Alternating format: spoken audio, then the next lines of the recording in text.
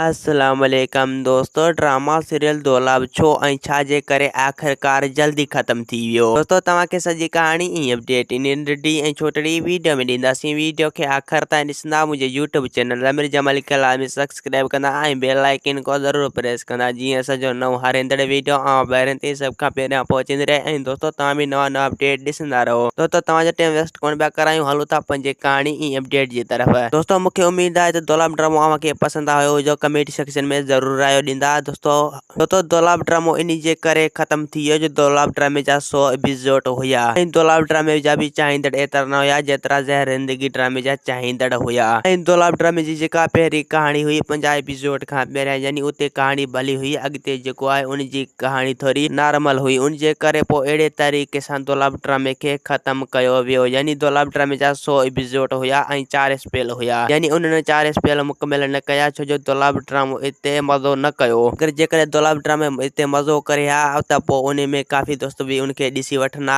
ऐं उन जा पसंदीदा बि घणा थी वञनि हा, त पोइ दौलाब ड्रामे खे शोहरत मिली वञे हा, त पोइ उन जा 100 एपिसोड हलायो वञे हा। उन जे करे दौलाब ड्रामे खे एतिरी शोहरत न मिली जो हुननि ख़त्म करे छॾियो। दोस्तों हाणे तमामु जल्द नवां ड्रामा अचण वारा आहिनि, यानी उहो ड्रामो हाणे तमामु जल्द अचण वारा आहिनि ऐं तव्हांजो थोरो इंतज़ारु उन्हनि खे करणो पवंदो। दोस्तों हाणे तमामु जल्द दौलाब ड्रामे जी जाइ ते वेरण जी वस्ती ड्रामो अचण वारो आहे, छो जो हू ड्रामो बि हाणे तमामु जल्द तयारु आहे ऐं उन जी एपिसोड बि हाणे तमामु जल्द भेरनि जे साम्हूं हूंदी। ऐं दोस्तों KTN TV ते बि हिकु ज़बरदस्त ड्रामो अचण वारो आहे जंहिंजो नालो आहे पाप नगर। पाप नगर बि तमामु ज़बरदस्त ड्रामो आहे। हुन में अब्बास गुलोडाणो कमु करे रहियो आहे ऐं हू KTN TV वारनि जो ज़बरदस्त ड्रामो आहे। सॉफ्ट सीरियल ड्रामो आहे, दौलाब ड्रामे खां बि बहितर ड्रामो। दोस्तों हाणे पंहिंजो रायो कमेंट सेक्शन में ज़रूरु ॾींदा त दौलाब ड्रामो अव्हांखे कीअं लॻो, दौलाब ड्रामे में मज़ो हुयो या न। दोस्तों असांखे ॾींदा हाणे इजाज़त, वरी तव्हां सां मिलंदासीं के नई वीडियो में। जेसीं ताईं मुंहिंजो ख्यालु रखंदा। ख़ुदा हाफ़िज़।